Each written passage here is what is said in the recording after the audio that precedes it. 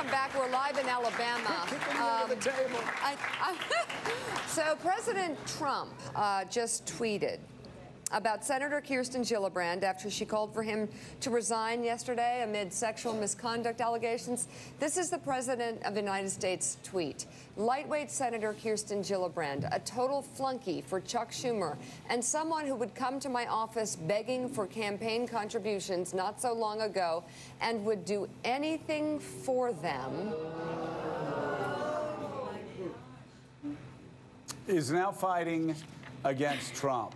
Very disloyal to Bill and crooked. Used! Exclamation point.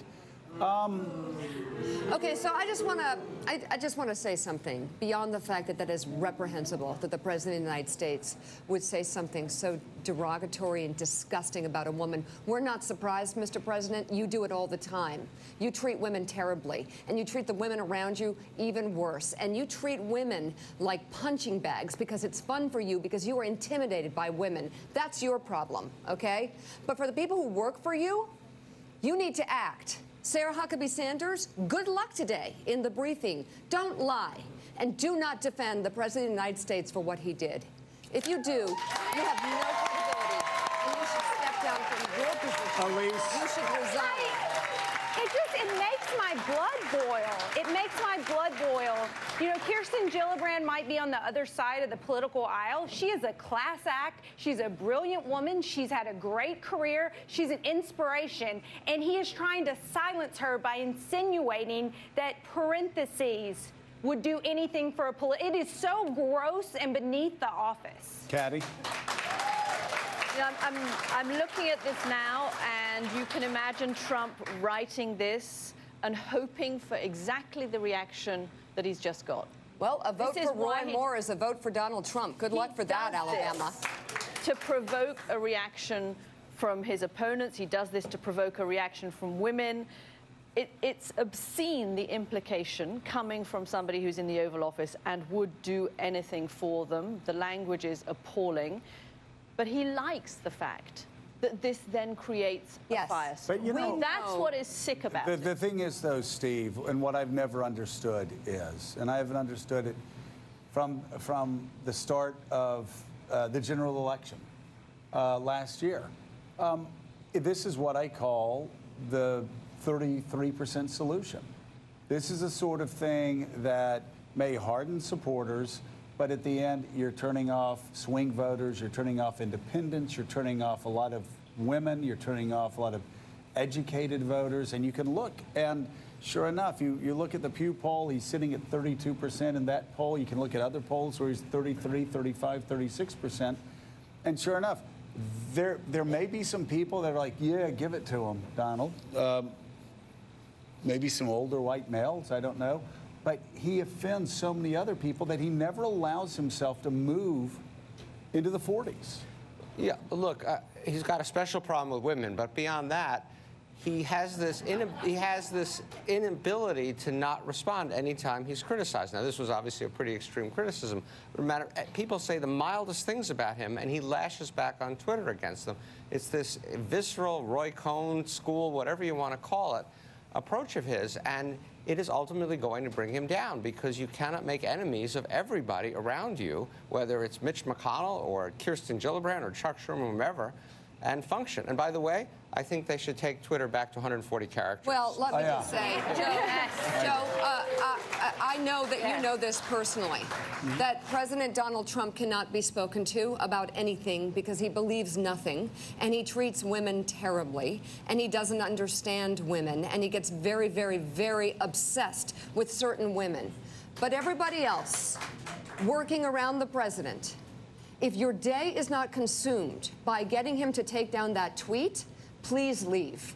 You're worth nothing. You don't care about this country. You don't care about women. And you will support a man who does something like that. You know, read that tweet. Willie, read what he put in parentheses and decide what you're going to do at work today. And if it's anything less than making him take down that tweet or quitting, I feel sorry for you.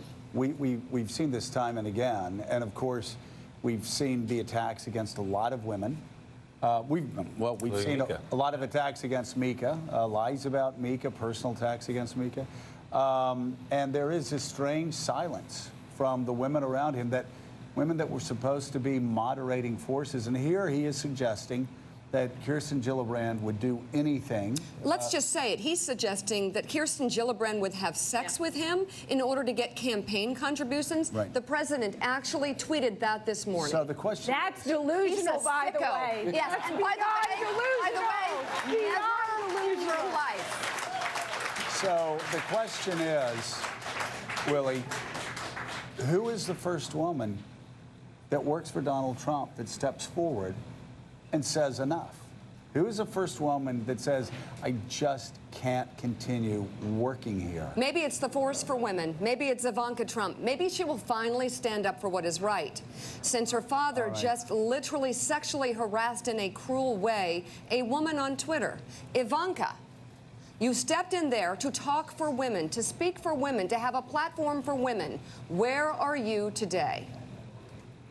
It's essentially enabling her father to be misogynist in chief, to use his platform, to weaponize his platform in a way that no politician in this country ever has against a gender. It is ongoing, it's sustained, it's not going to stop, and I don't think it's going to be tolerated because this country is having a cultural moment right now. We're done. Kathy? You wonder about this cultural moment and the Me Too movement and the effect that it's having on somebody like Donald Trump and how much that must be unsettling him. The idea that women are fighting back, the idea that women are saying this is enough, we won't be treated like this, we will not have sexual innuendo thrown at us in a tweet in the morning. I'm not sure he can handle that. To your question, though, Joe, about women in the White House, that train left the station a long time ago. The women in the White House had time after time after time where if they were offended by his behavior, they could have walked away or they could have stood up to him. And that goes for everyone in there. People we've known and respected who haven't done anything. They've stood on the sideline and not only haven't done anything, but have defended him when asked about this. If they defend this, because it's nothing short of what you just described, there's no other way to explain what he wrote in that tweet today. If they defend this, I don't know how they look at themselves. So Sarah Huckabee Sanders, today is your day. No, hold on a second. I'm speaking. Yeah, today is your day. Today is your day. So I know that your go-to line that you guys talk about backstage before you go out in front of the podium to speak to the American people representing the President of the United States, today is your day to not actually say when the President is punched, he punches back. Like that would be an appropriate response. Today is your day to say that the President is a sexist, that the President's tweet was totally inappropriate, and that I can't work for a president who would say something like that about a female sitting senator for the state of New York.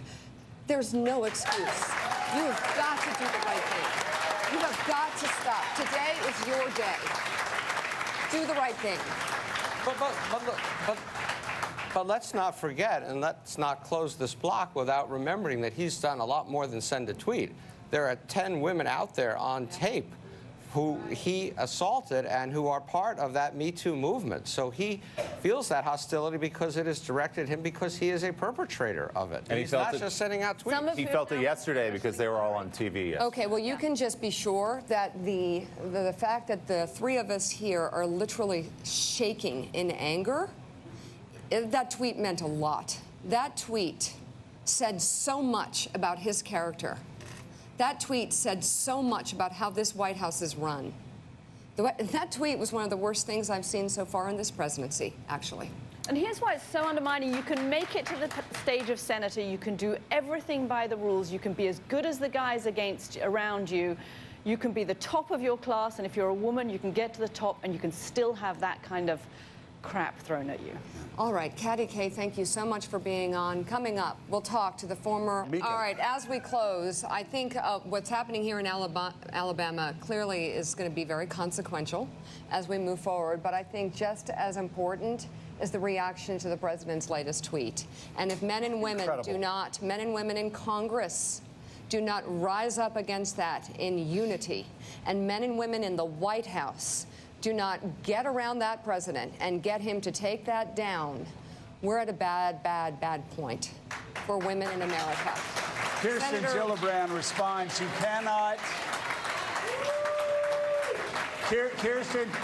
Kirsten Gillibrand responds, you cannot silence me or the million of women who have gotten off the sidelines to speak out about the unfitness and shame you have brought to the Oval Office.